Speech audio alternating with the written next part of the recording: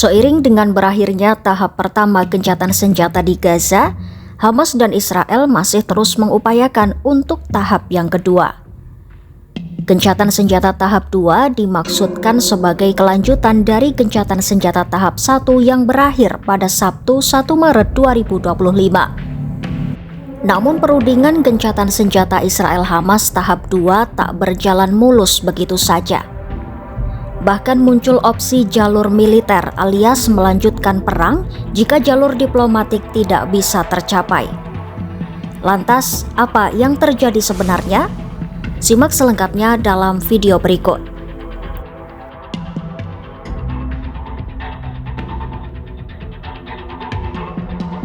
Pembicaraan gencatan senjata tahap kedua harus melewati jalan terjal.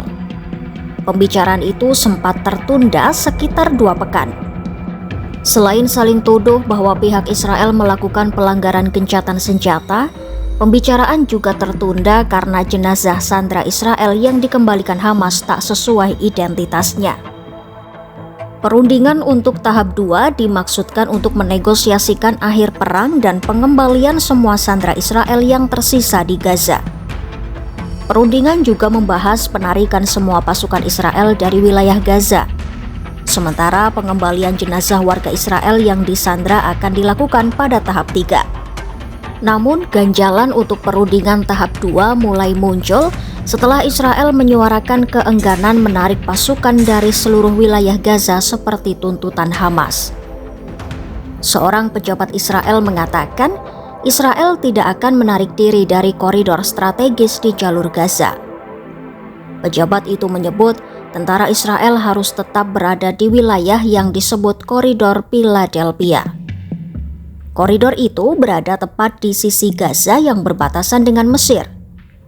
Israel beralasan hal itu untuk mencegah penyelundupan senjata. Proposal baru yang diajukan oleh Israel juga telah ditolak oleh Hamas.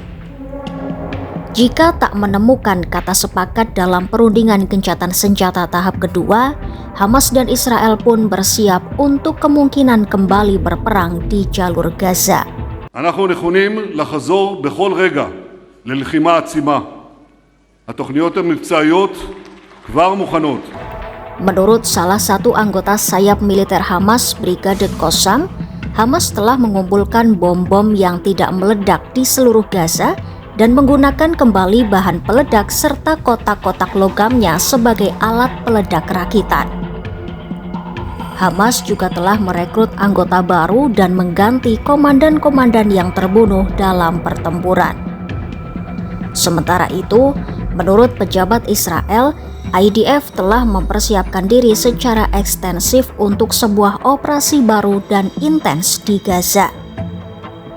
Israel menyebut setiap operasi baru akan mencakup penargetan para pejabat Hamas serta menghancurkan bangunan dan infrastruktur yang digunakan oleh pemerintah sipil yang dikelola Hamas.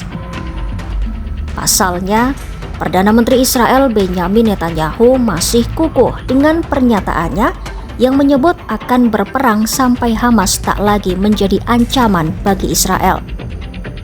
Netanyahu juga berulang kali menyatakan akan memulangkan semua sandera dan menghancurkan kemampuan militer serta pemerintahan Hamas yang masih menguasai Gaza. הלב שלנו סדוק, אבל הרוח שלנו לא נשברת.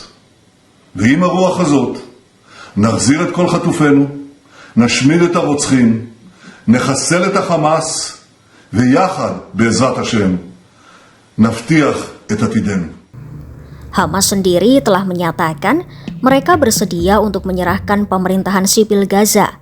Namun, Hamas dengan tegas menolak untuk membubarkan sayap militernya yang merupakan sumber penting dari kekuatannya di daerah kantong Gaza.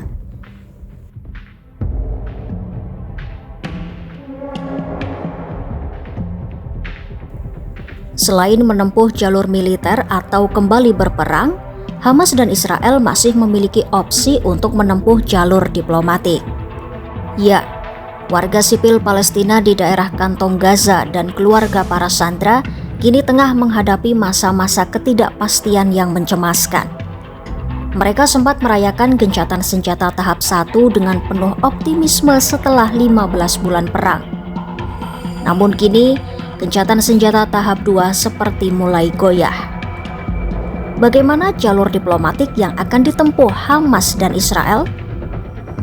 Di jalur diplomatik, Hamas bersikeras untuk melaksanakan tahap kedua dari kesepakatan awal yang menyerukan diakhirinya perang, penarikan mundur Israel secara penuh dari Gaza, serta pembebasan lebih banyak sandera dan tawanan. Israel sendiri telah mengajukan proposal baru untuk perpanjangan 7 minggu dari gencatan senjata saat ini, di mana Hamas akan diminta untuk membebaskan setengah dari sandera yang masih hidup dan juga jenazah dari setengah sandera yang telah meninggal. Selama berminggu-minggu, Israel memang telah mengirimkan sinyal bahwa mereka tidak tertarik untuk melanjutkan tahap kedua dari perjanjian tersebut. Kedua belah pihak pada prinsipnya menyetujui tahap kedua, namun mereka tidak pernah menyelesaikan rinciannya dan justru mempertaruhkan visi yang tidak dapat didamaikan. Netanyahu mengatakan, proposal yang diajukan Israel kepada Hamas mencakup gencatan senjata sementara selama bulan puasa Ramadan dan Hari Raya Paskah bagi umat Yahudi. Setengah dari sandera yang tersisa di Gaza akan dikembalikan ke Israel pada awal gencatan senjata sementara dan setengahnya lagi akan dipulangkan di akhir jika kesepakatan gencatan senjata permanen tercapai. Namun Hamas menolak proposal baru tersebut sebagai upaya terang-terangan untuk mengingkari perjanjian dan menghindari negosiasi untuk tahap kedua. Juru bicara Hamas Hashim Qasim pun mengatakan Hamas bersikeras untuk melakukan perundingan tahap kedua. Kini baik Israel maupun Hamas telah mengirim negosiator untuk berbicara dengan mediator Mesir dan Qatar. Jalur apa yang akan diambil oleh Israel dan Hamas? Apakah keduanya benar-benar akan melanjutkan perang di jalur Gaza sebagai jalan terakhir? Atau Israel dan Hamas bisa menemukan kata sepakat untuk melanjutkan gencatan senjata tahap kedua, bahkan gencatan senjata permanen di tengah kebuntuan yang masih terjadi?